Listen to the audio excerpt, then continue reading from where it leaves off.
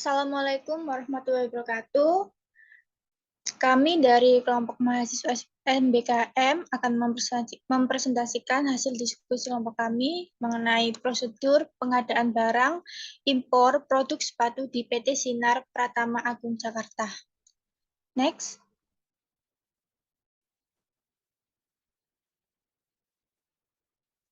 Sebelum kita masuk ke materi, alangkah baiknya kita memperkenalkan kelompok dulu. Yang pertama, saya sendiri, Cahaya Wulansari dengan NIM 035, dengan rekan saya Ayu Nurhidayah dengan NIM 013, Nisfa Rahmadina dengan NIM 038, dan Tri Lestari dengan NIM 049.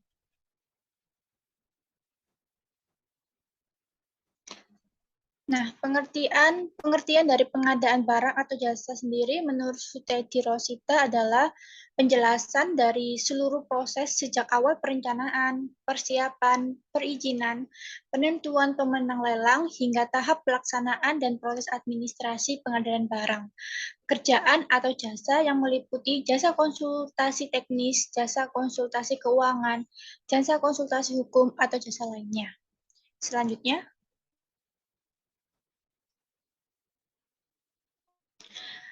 faktor-faktor pertimbangan dalam pemilihan pemasok terdapat 5 faktor, yaitu yang pertama faktor produk dan teknologi produksi, meliputi mutu produk, teknologi proses produksi.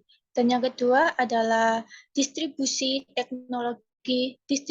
teknologi informasi yang meliputi desain produk baru, keterlibatan pemasok dalam kegiatan suplai, membangun sistem informasi, dan perbandingan dengan proses sukses. Yang ketiga adalah reliabilitas. Reliabilitas ini mencakup reliabilitas karakter perusahaan, reliabilitas lead time pengadaan, dan kegiatan research dan development. Yang keempat adalah sistem dan waktu pengadaan yang meliputi proses pengadaan mudah, cepat, efektif, serta taat kepada peraturan yang berlaku, dan lead time pengadaan yang singkat, dan yang terakhir, cost TCO, yaitu meliputi syarat pembayaran, diskon, biaya pemesanan, biaya pemeliharaan, dan biaya logistik. Selanjutnya,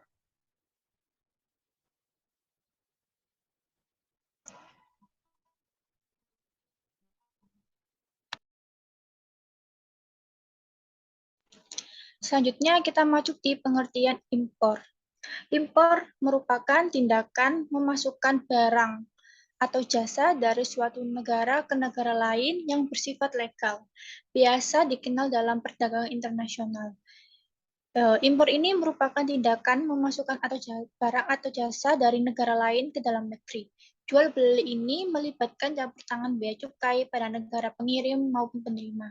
Impor merupakan bagian utama dan penting dalam sendi perdagangan internasional. Selanjutnya,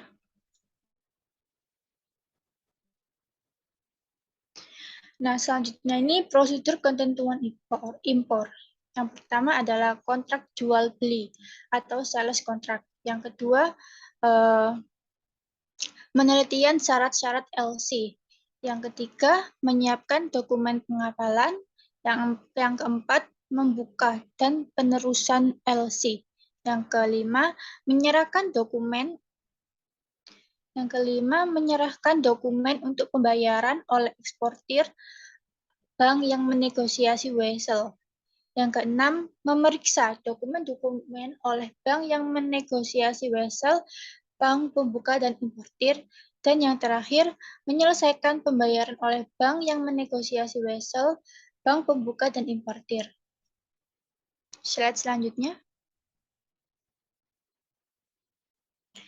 Nah, tahapan-tahapan dalam ekspor-impor ini terdapat 2 tahapan. Yang pertama adalah mencari importir atau co-partner di luar negeri, dapat dengan cara yang pertama mencari informasi di kantor Kadin, Kadinda atau Panjatapda atau Panitia Kerja Tetap Daerah di tingkat provinsi atau dunia maya. Yang kedua, referensi dari importir lain dan kontak langsung dengan pihak importir. Yang kedua adalah membuat sales contract. Sales contract ini berbagai komitmen yang telah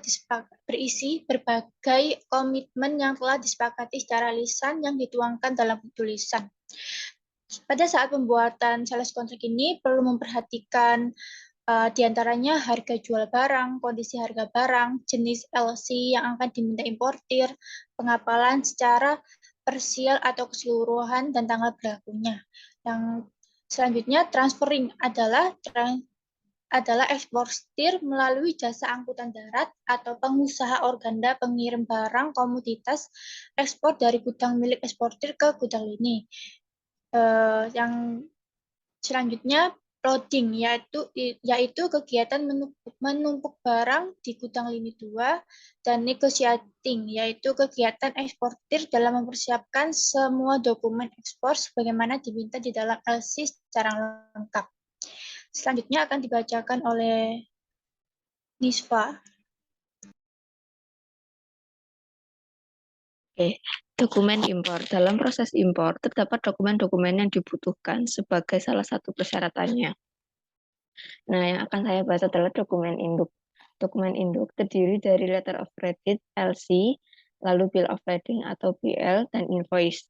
Yang dimaksud dengan dokumen induk adalah dokumen inti yang dikeluarkan oleh Badan Pelaksanaan Utama Perdagangan Internasional yang memiliki fungsi sebagai alat pembuktian pelaksanaan suatu transaksi.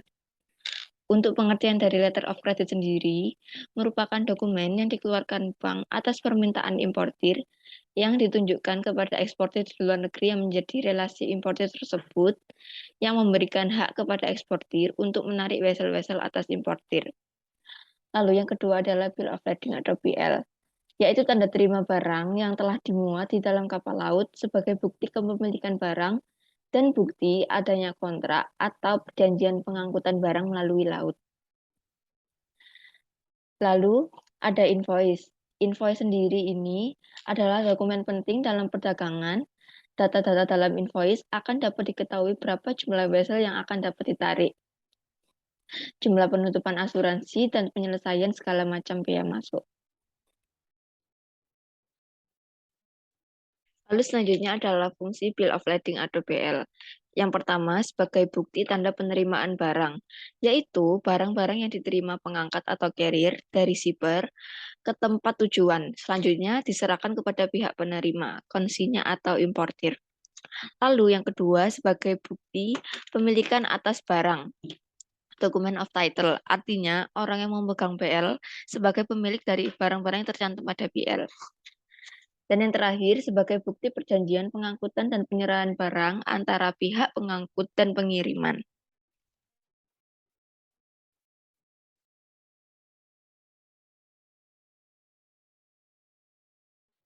Terdapat beberapa jenis-jenis BL. Yang pertama, Reserve for Shipment BL, artinya bahwa barang-barang telah diterima oleh perusahaan pelayaran untuk dikapalkan, tetapi belum benar-benar dimuat atau dikapalkan pada batas waktu yang ditetapkan dalam LC yang bersangkutan.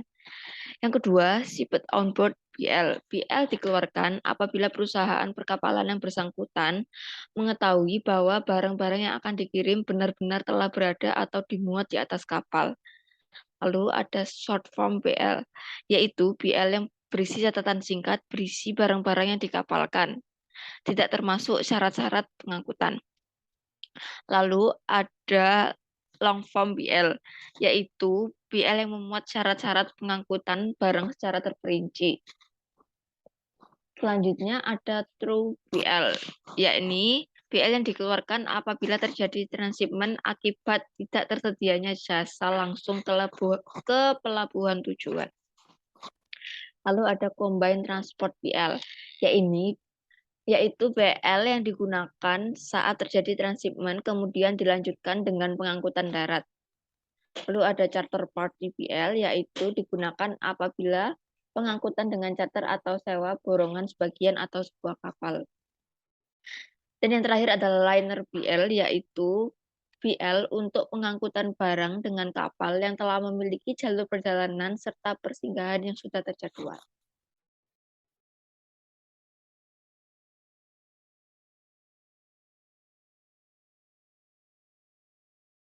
Selanjutnya yaitu pembayaran transaksi impor.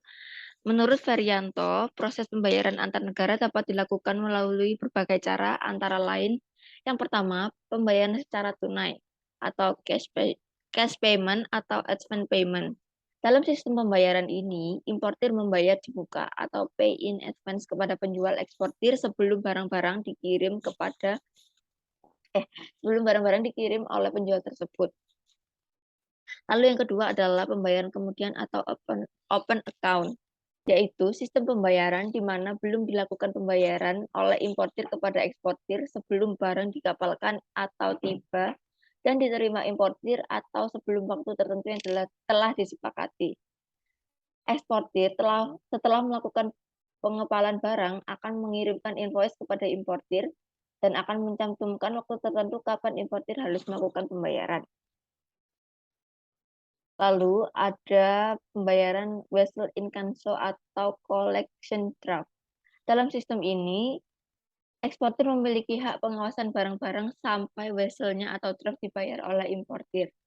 Eksportir atau penarikan vessel drawer mengapalkan barang sementara dokumen pemilikan atas pengiriman barang secara langsung atau melalui bank importir dan dikirim ke importir. Selanjutnya, ada konsinyasi atau consignment. Sistem pengiriman barang-barang ekspor pada importir di luar negeri, di mana barang-barang tersebut dikirim oleh eksportir sebagai titipan untuk dijualkan oleh importir dengan harga yang telah ditetapkan oleh eksportir. Lalu, barang-barang yang tidak terjual akan dikembalikan oleh eksportir. Lalu yang terakhir adalah letter of credit, yaitu suatu surat yang dikeluarkan oleh suatu bank atas permintaan importir yang ditujukan kepada eksportir di luar negeri yang menjadi relasi importir tersebut, yang memberikan hak kepada eksportir itu untuk menarik vessel-vessel atas importir yang bersangkutan.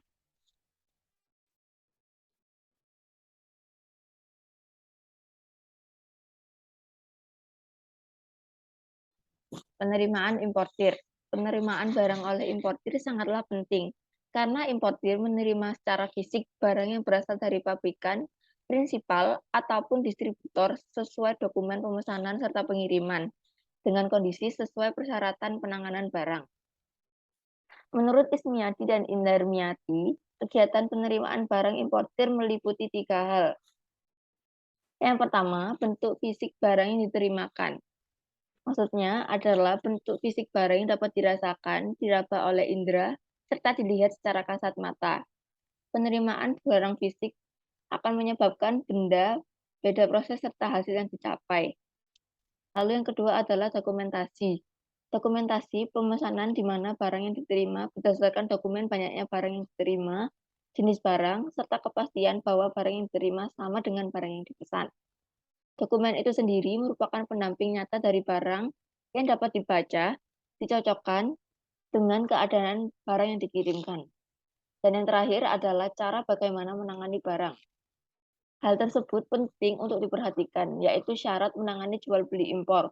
Khususnya kondisi barang harus dipersiapkan sangat baik. Apakah memerlukan penanganan khusus karena faktor ukuran, berat, tingkat kesulitan dalam pengiriman, serta permasalahan lain.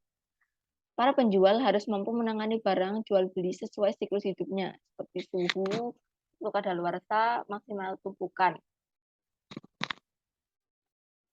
Selanjutnya akan disampaikan oleh rekan saya, yakni Ayu.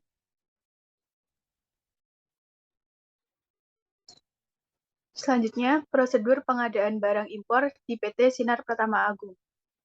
Berikut merupakan bagian prosedur pengadaan barang impor produk sepatu.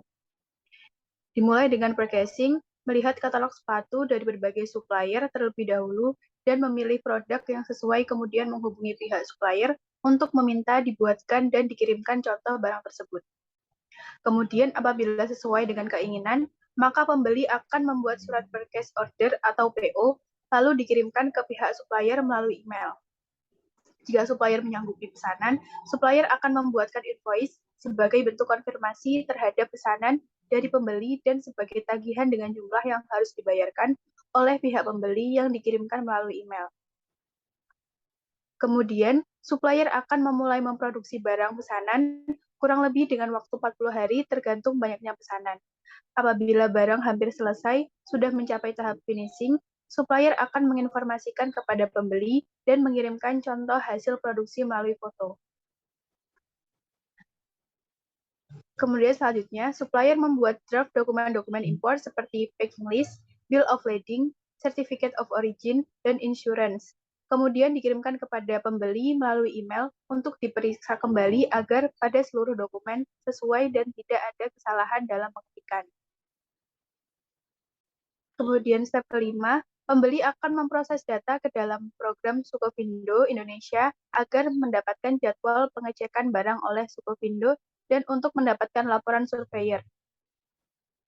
Setelah itu, pihak Sukovindo Cina akan melakukan pengecekan terhadap barang yang akan dikirim apakah sudah sesuai dengan dokumen yang diajukan. Apabila sudah sesuai antara barang dan dokumen yang diajukan, maka Sukovindo akan menerbitkan dokumen yang disebut laporan surveyor. Kemudian, barang yang sudah diperiksa oleh Sukovindo dapat dimasukkan ke dalam kontainer dan dapat dinaikkan ke atas kapal sesuai dengan tanggal kapal yang sudah dipesan. Selanjutnya, apabila kapal telah tiba di pelabuhan Tanjung Priok dan original dokumen sudah diterima oleh pembeli, maka pembeli akan menginformasikan kepada forwarder untuk dibuatkan pemberitahuan impor barang atau PIB. Yang terakhir, kontainer yang sudah tiba di gudang pembeli, maka staf gudang akan menurunkan barang dari kontainer, kemudian akan memeriksa keadaan barang yang diterima sesuai packing list, apakah ada kekurangan barang atau terdapat barang yang rusak. Selanjutnya,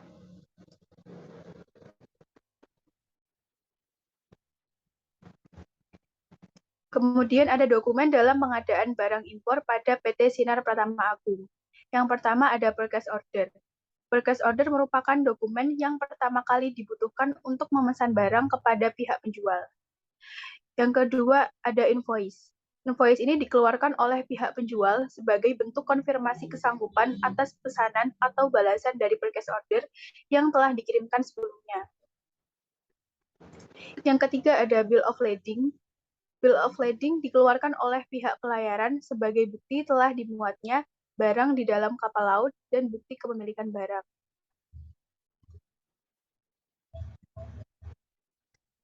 Yang keempat ada packing list. Packing list dikeluarkan oleh pihak penjual untuk mempermudah dalam pengecekan barang.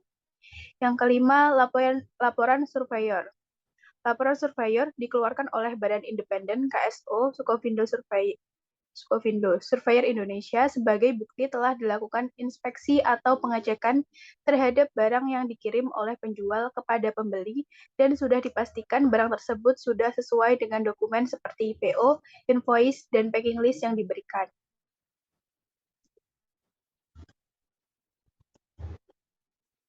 Yang keenam ada surat keterangan asal atau Certificate of Origin.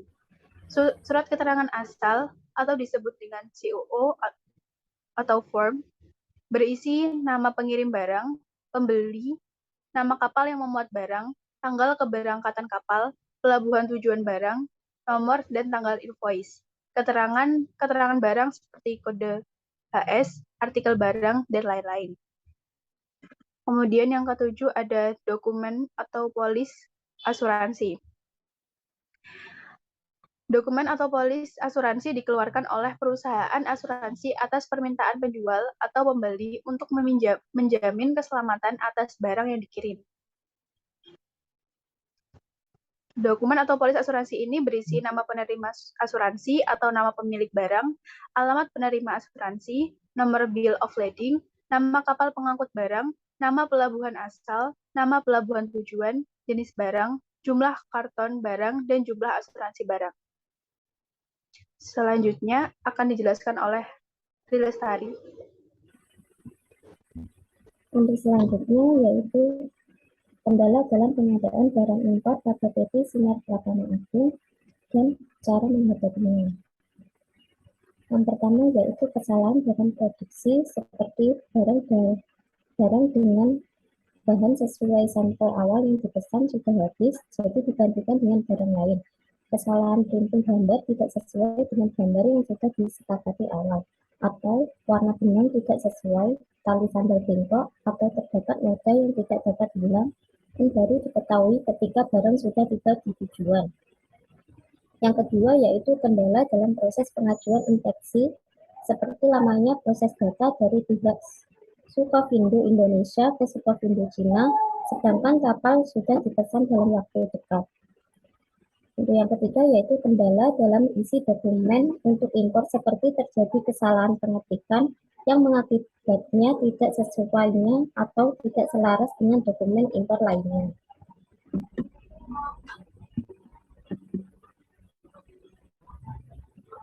Dari presentasi kali ini dapat disimpulkan bahwa prosedur proses pengadaan barang impor di PT Sinar Pratama Agung harus memiliki ketelitian yang lebih, dikarenakan jika kurang teliti akan membuat menghambat dalam proses pengeluaran barang.